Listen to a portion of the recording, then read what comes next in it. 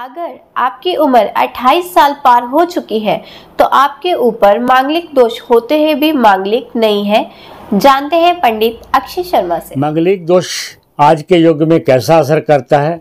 जैसा पहले करता था वैसा नहीं करता ये, क्योंकि आम आदमी को इसका ज्ञान नहीं है। क्यों ज्ञान नहीं है? क्योंकि पहले छोटी उम्र में शादी होती थी। मंगल की छोटी अवस्था, मंगल और बुध को छोटी अवस्था का ग्रह माना गया है, इसलिए जो छोटी उम्र में विवाह होते थे, जैसे हम हिंदी के शब्द में क्या मतलब बाल विवाह। जब बाल विवाह होते थे तो उस समय एक शब्द आता है कि बाल विधवा शब्द।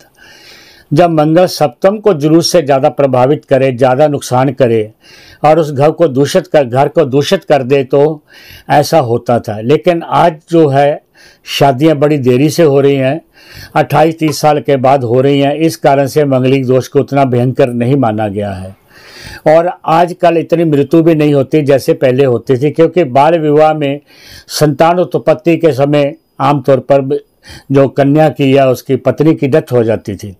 आज ऐसा नहीं है, क्योंकि आज आधुनिक युग है। जिस युग में विवाह होता है, आज के युग में बच्चा स्टडी कर रहा होता है, कैरियर बना रहा होता है और 28 साल के बाद ऐसे बहुत से ऋषि मुनियों के, बहुत से ग्रंथों के मत हैं कि 28 साल बीतने के बाद मंगल में वो ऊर्जा ताकत नहीं रहती, इसलिए 28 साल के बाद कोई भी जातक दुनिया में मांगलिक नहीं होता।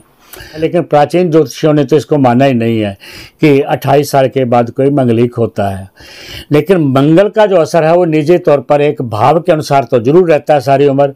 जो पत्नी और पति के संबंध में होता है, वह मंगल का असर 28 साल के बाद आदमी की कुंडली में नहीं रहता है, ना किसी स्त्री की कुंडली में रहता है।